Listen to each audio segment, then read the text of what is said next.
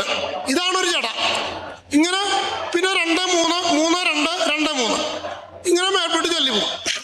ഘനം എന്നുള്ളത് കുറച്ചും കൂടി ബുദ്ധിമുട്ടുള്ള പ്രയോഗമാണ്. 1 2 2 1 1 2 3 3 2 1 1 2 3.